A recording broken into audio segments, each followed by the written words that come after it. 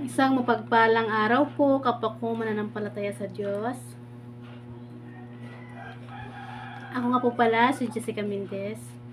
At nandito po ako sa inyong harapan upang talakayin po ang lesson title, From Infancy to Maturity. Naulit ko po, From Infancy to Maturity. Bago ko po umpisahan, nais ko po muna kayong tanungin.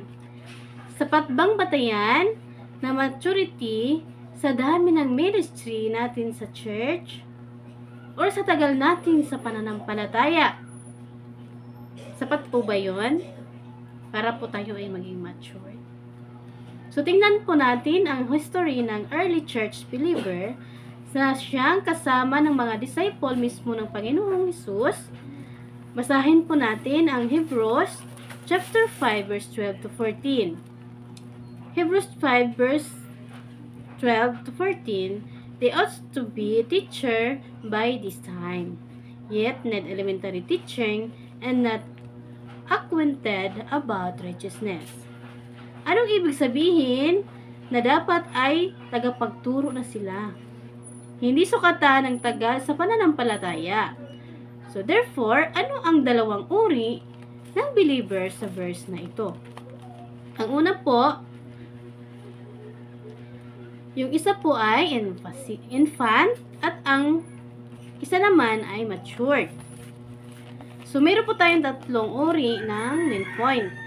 Ang una po, entity of man. Second, classification of spirit. 3, spiritual growth God's want for His children. So, unahin po natin ang entity of man. Paano natin masisiguro ang totoong kalagayan natin na naaayon sa paningin ng Diyos? Nawain muna natin ang tatlong espiritu ng ating sarili at kung paano tayo magiging matured believer.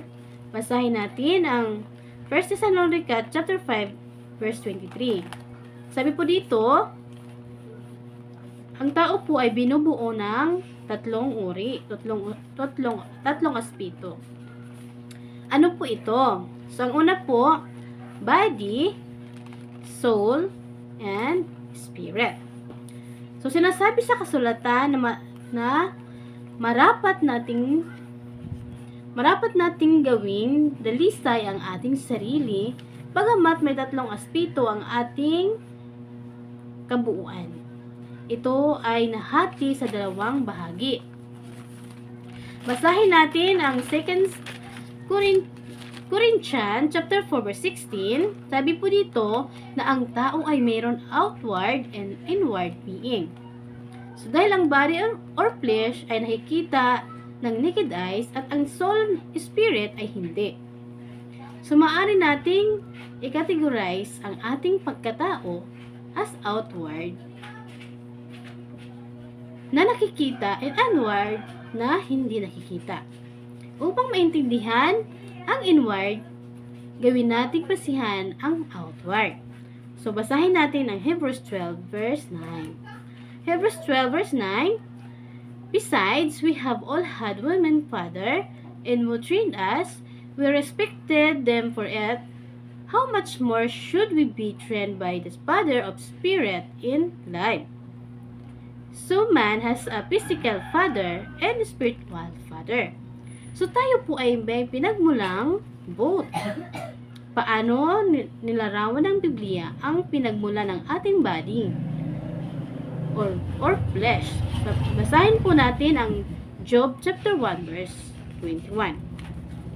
Job 1 verse 21 came from mother womb. So, ang ating mga physical na magulang ang sinasabing pinagmulan natin. Pero, alam niyo po ba na may binanggit si Job patungkol po sa pinagmulan niya? So, basahin po natin ang Job chapter 33 verse 6. To have been taken from clay. So, ikaw at ako ay isa sa harap ng Diyos natin, pareho sa putik tayo ay galing. So, tayo po bang galing po ba talaga sa lupa? Ano po ba ang lupa? Ito po ay non-living things, pero mula sa lupa nang galing ang mga pagkain tumutulong mabuhay ang ating flesh. Ang ating body, kung walang soul, masasabi bang buhay ito?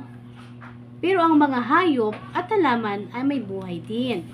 Paano po tayo naging espesyal sa paningin ng Diyos? Kaya basahin po natin ang Zechariah 12 verse 1. Zechariah 12 verse 1, God formed the spirit within man. Ito ang mensahe ni Yahweh para sa Israel. Ang Diyos na gumawa ng langit at lupa at nagbigay buhay sa atin. So saan po galing ang spirit na meron ng ang tao? Kung ang body natin ay inalagaan ng pisikal na magulang simula sa kapanganakan hanggang sa kaya natin ang ating sarili, gayon din naman ang spirit natin. Kailangan po itong maalagaan sa sandaling malikha ito sa atin.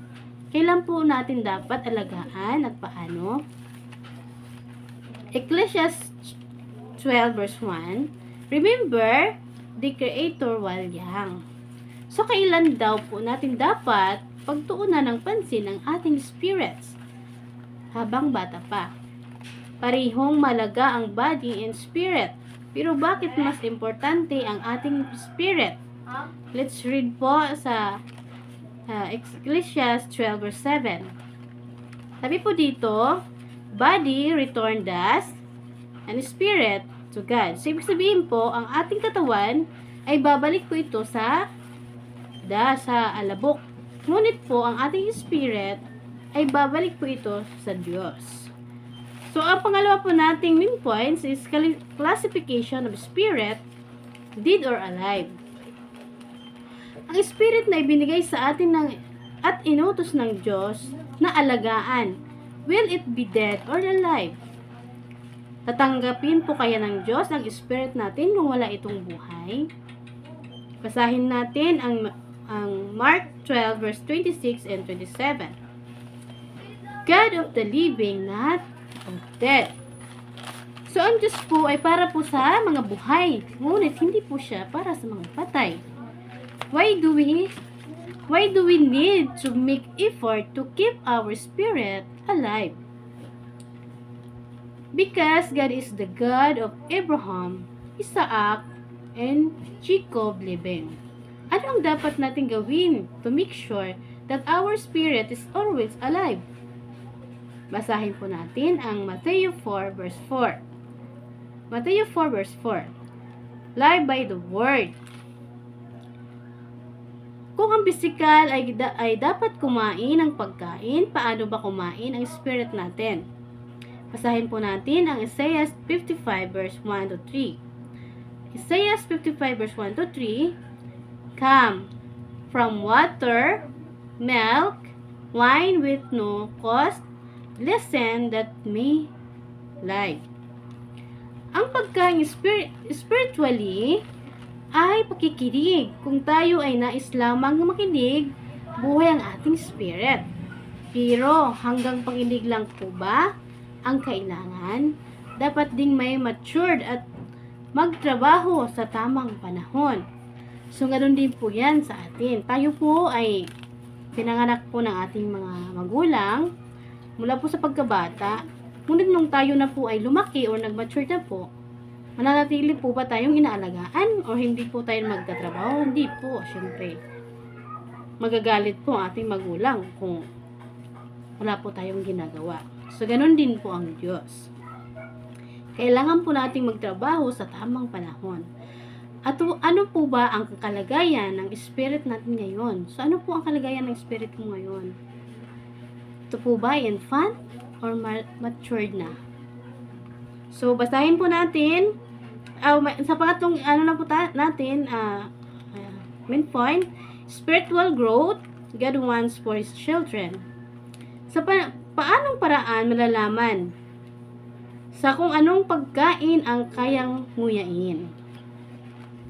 Ang infant, sabi po dito, ang infant ay elementary teaching ang kinakain. Halimbawa, ang moral instruction at history sa Biblia to strengthen the faith Hindi ba't iyon din ang inaaral sa mga bata? Ayon po sa Hebrews 5 verse 12 to 14, ito po ay teaching about righteousness. Yung distinguish ang good from evil na si Adam and Eve ay nag-fail to do so. Halimbawa po ng matured ay yung word na binigay kay Abraham ng Diyos na may kalakip na pangako at katuparan. So, paano nga po tayo magkakaroon ng spiritual growth from infancy to maturity? Basahin po natin ang 2 Timothy chapter 3 verse 15 to 17. Become wise through the scripture from knowledge, knowing, then being trained to do the word with strong faith. Paano natin malalaman na tayo ngayon ay infant? Basahin po natin ang 1 Corinthians 3 verse 1 to 2. Infants, word, not 3D for solid. So, ang infant po is yung makamundo pa po. Hindi po sila ready para po sa matitigas po na pagkain.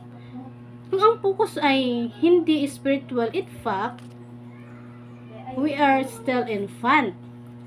Si Apostle Paul ay na-share sa 1 Corinthians 13 verse 11 na ang isang bata pa ay nag-iisip ng nagre-reason out na pangbata. Kulang sa kaalaman pero matured na ay isinasantabi na ang mga mababaw na kaisipan. Kailan natin malalaman ang matured na tayo spiritually? Kaya po na naman po tayo sa Ephesians 4 verse 13 to 14. Unity in faith and knowledge.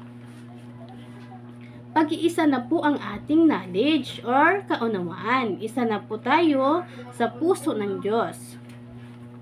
Kaya hindi na po tayo malilinlang ng kasinungalingan dahil kumpleto na ang kaalaman natin. Ang infant ay madaling matangay ng hangin, kunting struggle, give up na sa pag-aaral. Subalit, ang matured ay may sapat ng kaunawaan sa salita ng Diyos at dahil may pagkaunawa sa hinaharap, mahihirap unawain lalo ang pangako at katuparan. Makikita natin sa halimbawa ng buhay ni Abraham ay makakaya niyang kumain ng solid food, magre-reason out at makakasunod sa kalooban ng Diyos. Yan lamang po. Amen.